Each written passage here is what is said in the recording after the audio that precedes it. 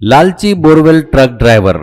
रांची में रॉकी नाम का एक व्यक्ति था। वो उस गांव में खेतों में घरों में बोरवेल मारने का काम करता था। वो बहुत लालची किस्म का आदमी था। लोग उसे अगर 200 फीट बोरवेल मारने को कहते तो वो सिर्फ 150 फीट ही मारता था और 200 फीट के पैसे वसूल करता था और उन पैसों से अपने दोस्तों के साथ मिलकर पार्टी करता था, पीता था और एंजॉय करता था। ऐसे ही एक दिन एक आदमी के यहाँ बोरवेल मारता है, पानी फुल आता है, उससे वो 2 मटकों में पानी भर देता है। अब रॉकी उनसे, वाह जीतू भाई, बहुत ही किस्मत वाले हो। ये पानी की धार नहीं अमृत की धार है। अब आपको फिक्र करने की बिल्कुल जरूरत नहीं। आसपास के गांव में आपके बोरवेल को लगा पानी किसी को भी नहीं लगा। सच में बहुत ही जबरदस्त किस्मत है तुम्हारी। अब अगर मुझको पैसे दिए तो मैं यहाँ से चला जाता हूँ। ये सुनकर, क्या रे रॉकी, 200 फीट बोला तो 100 फीट ही बोर मारा, क्यों, ये क्या है? रॉकी, क्या भाई मजाक कर रहे हो? मैं तो 200 फीट बोरवेल मारा हूँ, यकीन न हो तो गिन लो। लेकिन मुझे देने वाले पैसे में से 1 भी रुपए कम हुआ ना तो बाजू की मिट्टी लाकर बोरवेल में भर दूंगा। इतना ही नहीं, जिंदगी में दोबारा तेरे यहाँ कोई बोरवेल मारने नहीं आएगा, ऐसा कर दूंगा। ऐसा कहता है। ये सुनकर जीतू घबराकर चुपचाप उसे पैसे लाकर देता है।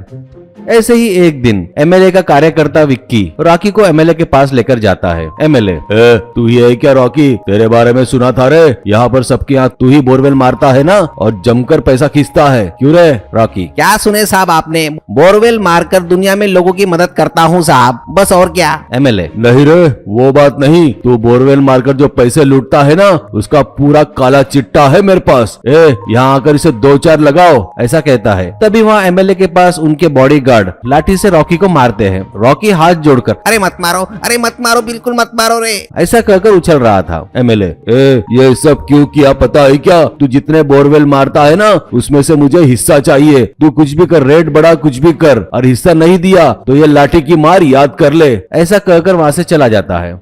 अब रॉकी से विक्की, ये हमारा एमएलए थोड़ा पागल है, ऐसा ही काम करता है। हर चीज डरा धमका कर लेना चाहता है। इलेक्शन का टाइम नजदीक आ गया है, इसलिए उसका हिस्सा चुपचाप दे दे और जिंदा रह ले। रॉकी, भाई पहले ही ऐसे लोगों से मुझे बहुत डर लगता भाई, मुझे जो मिलता मैं उन्हें दे दूंगा। ऐसा कहकर चला जाता है। अब रॉकी बहुत सोचता है और अपने दोस्तों के साथ पीते हुए एमएलए के बारे में सोचकर बहुत गुस्से से चिढ़ता है। ऐसे ही बहुत सोचकर एक प्लान बनाता है। एक दिन अपने दोस्त की ट्रैक्टर ले जाता है। उसमें बोर मारते वक्त जो कीचड़ निकलता है वो उस ट्रैक्टर में भरकर ले जाकर एमएलए के घर के सामने डालता है। ऐसे ही वो 3-4 ट्रैक्टर डालता है। ये देख एमएलए घर के बाहर आकर चिल्लाते हुए, अबे अबे पागल है क्या? ये क्या कर रहा है? पूरा कीचड़ यहाँ लाकर डाल रहा है। दिमाग तो ठीक है ना तेरा? क्यों फिर से चाहिएगा तेरे को लाठी की मार? बोल। रॉकी, ये क्या कह रहे हो साहब? मेरे पास बचा हुआ आपने देने को बोला ना, ये बचा है मेरे पास कीचड़, ये बेचकर जो मिलेगा ना मुझे दे दो, मैं चला जाऊंगा। ये सुनकर एमएलए को गुस्सा आता है और वो लाठी पकड़े अपने दोनों बॉडीगार्ड को आवाज लगाकर बुलाता है। ये देख रॉकी, आओ आओ कमीनो, तुम्हारा ही इंतजार कर रहा हूँ। तुम्हारे घर पर, तुम्हारे रिश्तेदार के घर पर मैंने अपने आदमी रखे हैं। तुम्हारे ही नहीं, इस एमएलए के यहाँ जो भी काम करता है ना, उनके घरों पर मैंने अपने आदमी रखे हैं। मुझ पर एक लाठी भी उठी ना तो वो आदमी तुम्हारे घर में घुसकर सबको मारेंगे रे, मस्त फटे से मारेंगे, उन्हें कोई भी नहीं बचा सकता रे भाई। ऐसा कहता है। ये सुनकर एमएलए के पास खड़े सभी लोग लाठियां छोड़ देते हैं। ये देख रॉकी लाठियां उठाकर वहाँ खड़े लोगों को, एमएलए को जमकर मारता है और कीचड़ में धकेल देता है।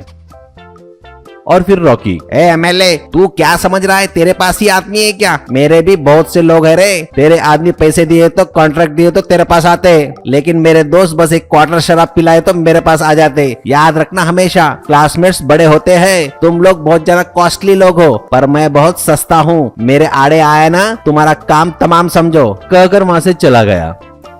ये देख एमएलए डर जाता है और सोचते हुए, ऐसा आगे करूंगा तो लोगों की नजरों में गिर जाऊंगा करके एमएलए फिर से कभी रॉकी को उंगली नहीं किया।